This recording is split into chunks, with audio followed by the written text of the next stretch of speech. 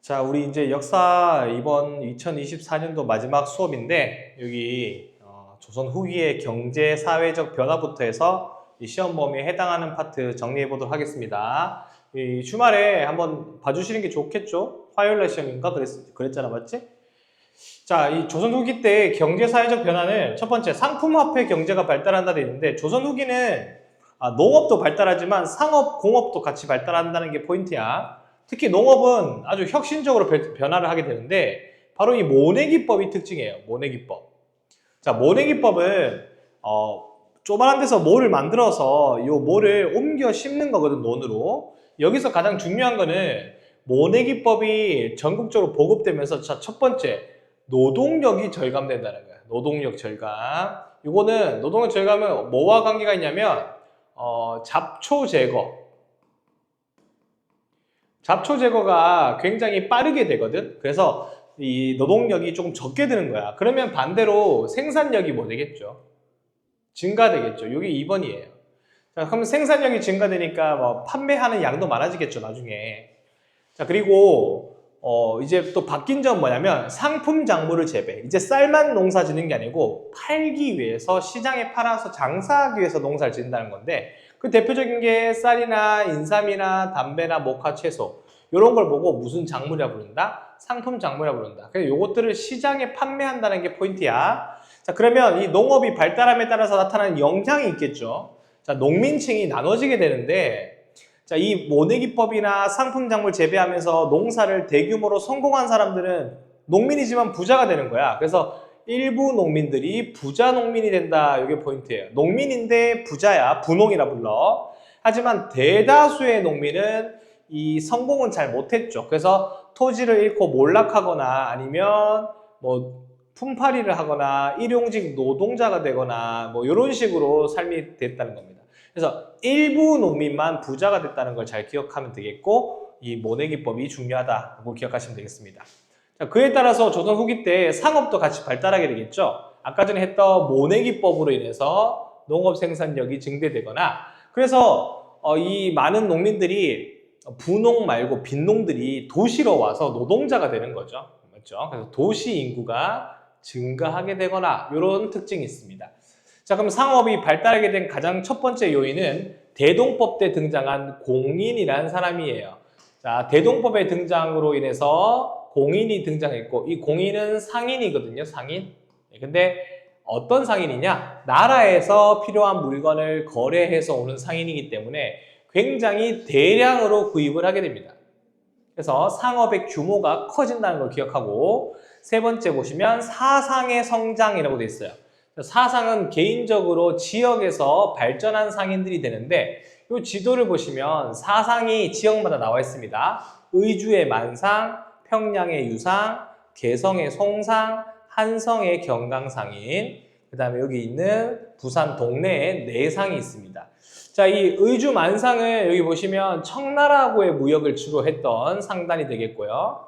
그 다음에 여기 일본과의 무역을 주로 했던 상단은 바로 내상입니다. 계시는 뭐냐면 공무역이고 후시는 무슨 무역이냐면 사무역입니다. 그래서 나라에서 공식적으로 인정한 거는 계시인데 아무래도 국경에 있는 상인들이 이런 걸 많이 했고 여기 보면 개성에 있는 송상 있죠? 송상 이 친구들이 거대한 상인을 이끌면서 조선 후기를 이끌었다고 생각하시면 되겠고요. 여기 있는 의주의 만상 요거는 나중에 홍경래의 난과 관련 있어요. 홍경래의 난. 홍경래의 농민봉기 요때 의주 지역의 상인들도 여기에 가담을 하게 되는데 그때 만상이 되겠습니다. 자, 이렇게 해서 사상이 등장했다는 것은 각 지역에서 자유로운 상업이 허용됐다는 걸 의미하고요. 장시의 발달은 장시는 이제 시장이라고 생각하면 이제 쉬울 것 같고요. 주로 이제 오일장이나 이런 게 되겠습니다. 뭐 오일장이니까 지역마다 이동을 하면서 장사를 해야 되겠죠. 이동하는 상인들을 보고 무슨 상이라고 부른다?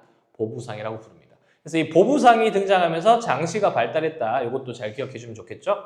다음 5번에 포구의 발달. 그래서 포구는 배가 들어오는 곳이지.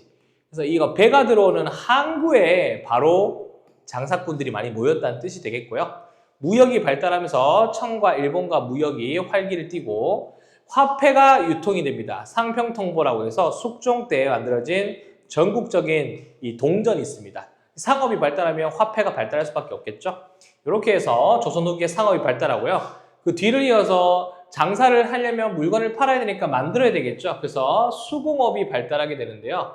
조선 전기 때는 관영수공업이라고 해서 요게 유행을 했었어요. 자, 전기 때는 이 물건 만드는 것을 조선에서는 그렇게 중요하게 생각하지 않았기 때문에 필요한 물건만 이 장인들이 만들었던 그런 시점인데요. 이제 대동법이 등장하고 장사가 활발해지면서 조선 후기에서는 민영수공업이라는 게 발달하게 됩니다. 이게 후기예요. 그래서 민영수공업은 조선 후기라는 걸 기억하면 되고, 이거는 장인들이 그러니까 장인은 물건을 만드는 사람들이야. 장인들이 세금을 내고 자유롭게 물품을 만들어서 시장에 팔면 돼. 그러니까 나라에서 필요한 물건만 만들던 조선 전기에서 벗어나서 자기들이 물건을 더 많이 만들어 가지고 시장에 갖다 팔아 가지고 부자가 될 수 있는 시기가 되었다, 이렇게 생각하시면 되겠고, 광업은 주로 우리가 은을 많이 캤었죠. 은. 그래서 처음에 조선 전기 때는 정부가 이 광산을 다 관리하고 있었는데요. 조선 후기가 되면서 민간인에게 광산을 허용했어요. 그래서 이것도 후기의 특징이다, 이렇게 생각하시면 되겠습니다. 특히 광물의 수요는 청나라와 명나라의 이제 화폐가 은이죠, 은. 그래서 은의 수요가 증가하게 되면서 민간 광산이 개발되었다. 자, 수공업과 광업의 특징은 민간 수공업, 민간 광산, 민영 수공업이다. 민영 광산이다. 이렇게 생각하시면 됩니다. 여기까지가 농업과 그 다음에 상업의 발전, 또 수공업과 광업의 발전이었고요. 자, 이번에 보시면 신분제의 변동이 있습니다. 자, 원래는 양반이 제일 적고 피지배층이 많아야 되는 게 안정적인 신분제였는데, 조선 후기 때 경제적 변화가 등장하면서 이 양반 중심의 신분제가 크게 흔들리기 시작합니다. 이 말인즉슨 양반의 숫자가 많아진다는 걸 말해요. 양반의 수가 증가한다는 걸 의미해요. 그러니까 양반이 많으면 세금을 안 내는 사람들이 많아진다는 건데, 그렇게 되면 이제 신분제가 흔들리겠죠. 자, 양반은 크게 세 가지로 나눌 수 있는데요. 붕당 정치가 변질되면서 승리했던 소수 양반들이 권력을 장악했다 했는데, 이 소수 양반들을 보고 뭐라 부르냐면 권반이라 불러요. 권반. 권력이 있는 양반이라고 해서 권반. 그 다음에 대다수의 양반들은 향촌에서 권력 없이 겨우 위세를 유지했다. 이런 사람들을 향반이라고 불러요. 향반. 그 다음에 일반 농민과 같은 몰락한 양반, 이런 친구들을 잔반이라고 불러. 그럼 조선 후기 때 이 양반들도 크게 세 가지의 형태로 분리가 된다. 이걸 우리가 유추할 수 있겠고요. 그 다음에 이제 중요한 건 중인이에요. 중인. 중인인데, 중인은 크게 서얼이 있습니다. 이 서얼은 신분이 아빠가 양반이고 엄마는 양반이 아닌 사람들이잖아, 맞지? 이런 사람들은 굉장히 제한받고 있었는데, 이 제한을 폐지해달라고 요구를 해서 일부 허용이 됩니다. 허용. 그래서 정조 때 서얼들을 많이 등용했었죠. 자, 기술직 중인들도 전문적인 능력과 경제력을 바탕으로 해서 신분 상승을 추구했으나 이 친구들은 성공을 한 사례가 거의 없다고 생각하시면 돼요. 그래서 서얼 중심으로 신분 상승 운동을 허용시켰다, 이렇게 기억하면 되겠고요. 자, 일반 농민들이 상민인데요. 일반 농민들하고 상인들인데, 자, 여기서 중요한 거는 부유해지. 돈이 많으니까 신분을 사는 거야. 그래서 나라에서 공명첩이란 걸 만들거든요. 그래서 요거는 이름이 비어있는 관직첩인데, 여기다가 돈만 내면 사람 이름을 적어주는 겁니다. 여기에 이름 쓰는 란이 비어있죠. 그럼 돈만 내면 여기에 누구 이름 적어주고 여기다가 관직을 임명해주겠다, 이런 내용입니다. 이거는 합법적인 거예요. 국가에서 한 거기 때문에 합법입니다. 그 다음에 호적을 위조하거나 수정하거나 하는 불법적인 행동도 했던 게 상민인데, 양반이 증가겠죠. 양반 증가가 되는 겁니다. 그러니까 약간 신분제가 이런 형태의 삼각형 그림이 나온다. 양반은 많아지는데 밑에 피지배층은 적어지는. 자, 노비는 납속을 이용하거나, 이것도 돈 내는 거고요. 또는 전쟁에 나가서 공을 세워가지고 신분이 해방되는 경우도 있었고요. 공식적으로 나라의 노비인 공노비를 순조 때 1801년에 해방시킵니다. 이거는 이제 해방되면 다 무슨 층이 되는 거죠? 상민층이 되겠죠. 그러면 얘들한테 이제 뭘 거두려고 하는 거예요? 세금을 거두려고 하는 거예요. 그러니까 세금을 낼 사람이 줄어들다 보니까 세금을 거두기 위해서 노비를 해방시킬 수밖에 없는. 자, 결과 상민, 천민의 수는 뭐하고 줄고 양반의 수가 크게 증가한다. 요게 중요합니다. 그래서 원래는 조선 전기 때는 요런 신분 구조였어요. 양반이 적고 천민하고 상민이 많은. 근데 요게 요런 형태로 바뀐 게 조선 후기다. 이렇게 생각하시면 됩니다. 아셨죠? 네, 이렇게 해서 우리의 신분제 변동까지를 한번 봤고요. 이제 농민봉기와 삼정의 문란으로 한번 넘어가 보도록 하겠습니다. 자, 이 19세기가 되면 이 탐관오리들이 많잖아. 세도정치 때. 그래서 탐관오리들이 백성들의 고혈을 짜고 세금을 막 뺏어가고 했었거든요. 그래서 조선 후기 농민들이 이제 가만히 있지 못하는 거지. 자, 가만히 있지 못하게 된 이유가 첫 번째가 삼정의 문란입니다. 자, 이 삼정의 문란은 전정, 군정, 황곡 세 가지의 세금 제도를 삼정이라 부르는데 이것이 제대로 거둬지지 않았기 때문에 문란하다라고 부르는 거고 고통이 굉장히 심했다. 걸 알 수 있습니다. 배경은 세도 정치 때문에 그래요. 세도 정치 때문에 매관매직이 많았죠. 매관매직. 그 매관매직으로 관직에 오른 사람들이 백성들을 뭐 하는 거야? 뜯는 거야. 그 다음에 자연재해가 심해서 농사가 잘 안 됐었고 또 세금을 여러 가지의 명목으로 세금을 수거해 갔었기 때문에 굉장히 힘들었다. 그리고 부패한 관리들이 더 많은 세금을 거두었기 때문에도 이 삼정의 문란이 등장하게 된다. 자, 세금은 크게 세 가지입니다. 전정, 군정, 환곡 해서 세 가지가 있는데요. 전정은 땅 세금이에요. 전세입니다. 전세. 자, 이 땅 세금을 원래 거둬야 되는 양만큼만 거둬야 하는데 여러 가지 이유를 들으면서 엄청난 세금을 걷어간다는 게 첫 번째 전정이었고요. 자, 군정은 군포 내는 거예요. 군포 몇 필 내는 거죠? 영조 때 바꿨던 한 필을 내는 건데 놀랍게도 16세에서 60세 남자한테만 거두면 되는 건데요. 죽은 사람한테도 거두고 어린아이한테도 군포를 징수했습니다. 그래서 군포를 막 남발해서 징수했다는 게 군정의 문란이고요. 자, 마지막 환곡의 폐단이 가장 심했어요. 필요하지 않은 사람한테도 곡식을 빌려주는 제도였어요. 곡식을 빌리는 게 환곡인데 나라에서 곡식을 빌려주거든. 먹고 살 게 없을 때. 근데 필요 없는데도 주고 엄청나게 큰 이자를 강요한 거죠. 아주 큰 이자를 강요해서 사람들이 엄청나게 힘들었대. 이 세 가지 다 힘들지만 환곡의 폐단이 가장 심했다는 게 또 포인트가 되겠습니다. 그래서 이자 이야기가 나오면 우리 환곡 골라주시면 됩니다. 아셨죠? 전정, 군정, 환곡 합쳐서 삼정의 문란이라 부릅니다. 자, 이번에 새로운 종교와 사상이 유행이라 되는데, 자, 새로운 종교는 크게 두 가지가 있고요. 그리고 왜 이런 새로운 종교가 나올 수밖에 없었냐? 조선 후기가 너무 힘들잖아. 그래서 조선 후기가 힘든 거를 이제 어디에 의지해보고자 새롭게 종교가 등장한다고 생각하시면 돼요. 자, 첫 번째는 종교가 등장하기 전에 예언사상이라는 게 먼저 등장합니다. 이게 뭐냐면 조선이 망했으면 좋겠는 거야. 그래서 또 나를 누가 구제해 줬으면 좋겠는 거야. 그래서 어느 시점에 우리를 구제해 줄 수 있는 상황이 발생한다, 이런 내용이 되겠죠. 정감록이라는 게 유행한다 돼 있는데 정감록은 어렵지 않습니다. 정씨가 왕이 된다는 예언이에요. 정씨가 왕이 된다는 예언서, 책이 정감록이고, 또 미륵신앙은 어떤 걸까? 미륵불이라고 하는 부처님이 미래를 관리해 주시는 분인데 그분이 우리의 미래를 빨리 구원해 주러 오실 것이다. 이런 내용이 되는 겁니다. 그다음 무속신앙은 이제 굿하는 거죠. 맞죠? 이런 것들이 번성을 했다. 이 현실이 얼마나 힘들면 이런 신앙에 의존을 해야 되나. 맞죠?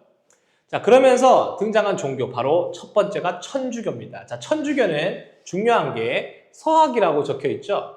천주교는 17세기 때 중국에 다녀온 사신들을 통해서 유입됐는데 이 중국은 당연히 17세기면 청이 되겠죠. 청나라에는 벌써 천주교 선교사들이 와 있었어. 그래서 처음에는 학문으로 들어왔다는 게 포인트야.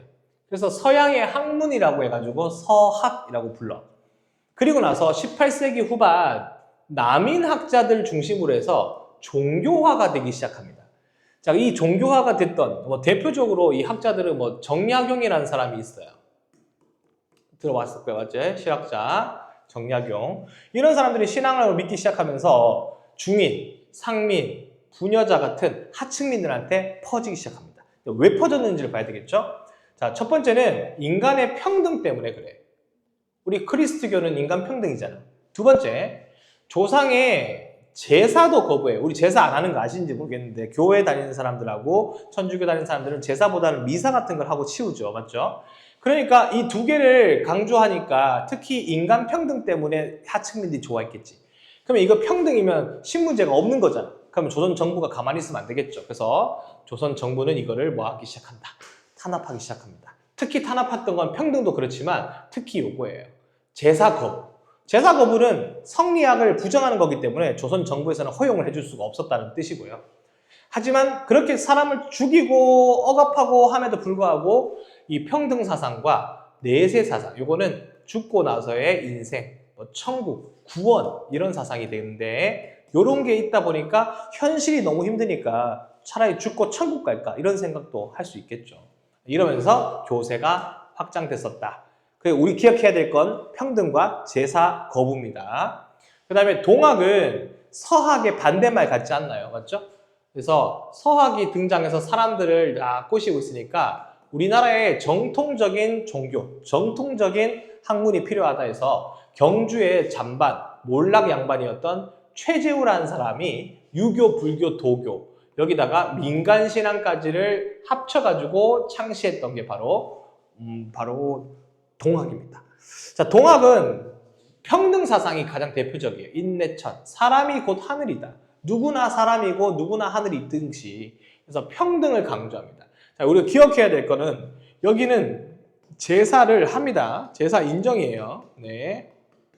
왜냐하면 여기 보시면 유교가 있잖아, 맞지? 그래서 제사를 인정했다는 게 포인트고요.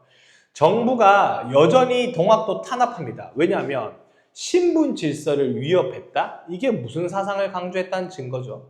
평등 사상을 강조했다는 증거 아니겠습니까? 그래서 평등 사상을 강조하게 되면 조선 정부는 가만히 있을 수 없다. 탄압해야 된다. 이런 내용이고요. 그래서 동학을 금지시키고 첫 번째 교조였던 최재우를 처형시킵니다.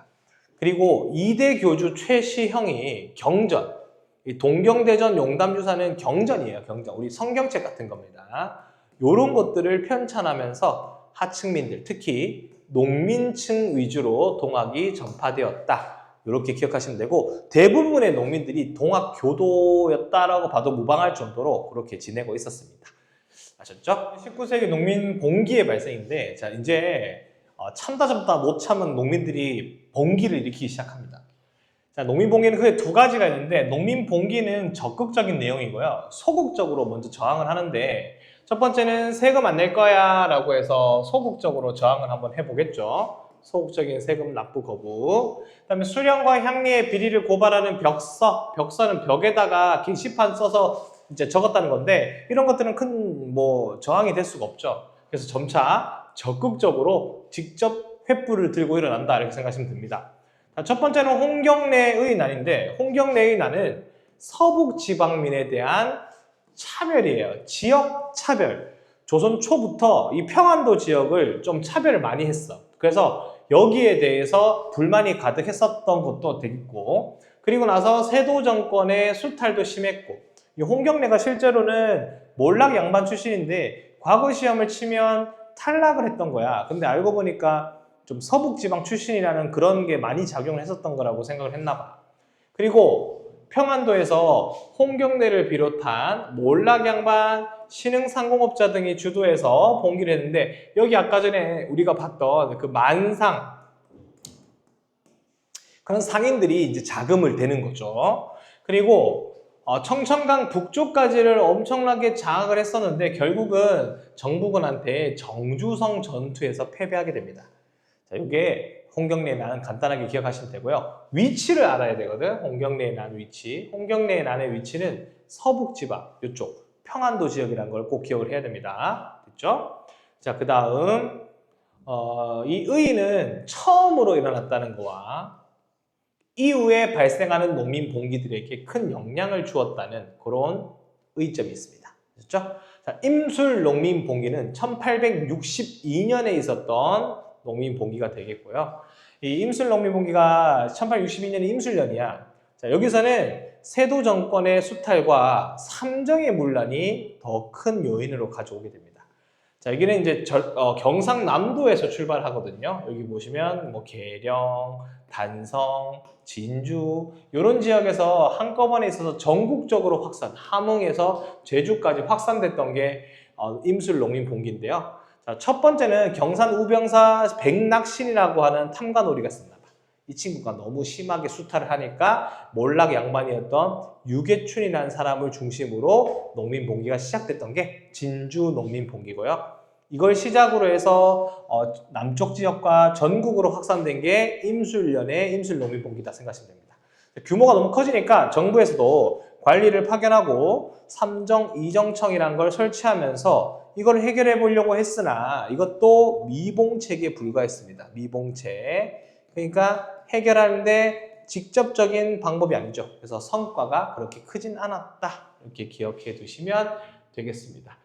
자, 진주농민봉기, 진주에서 수만 명이 머리에 흰 수건을 두르고 손에는 나무 몽둥이를 무리를 지어서 진주 읍내에 모여서 가구 수십 호를 불태우고 부수었다. 이게 진주농민봉기, 임술농민봉기의 출발이다 생각하시면 됩니다. 그래서 우리 진주농민봉기, 또 임술농민봉기는 남쪽이고요. 여기는 평안도 지역은 홍경래의 난이다. 이렇게 기억하시면 농민봉기까지 정리가 될 수 있겠습니다. 자, 여기까지 정리할 수 있을 것 같고요. 다음 시간에는 이제 여기 상문과 새로운 경향 여기 볼 건데 이쪽을 조금 끊어서 가도록 할게요. 여기까지 일단 첫 번째 마무리 하겠습니다. 수고했습니다. 안녕.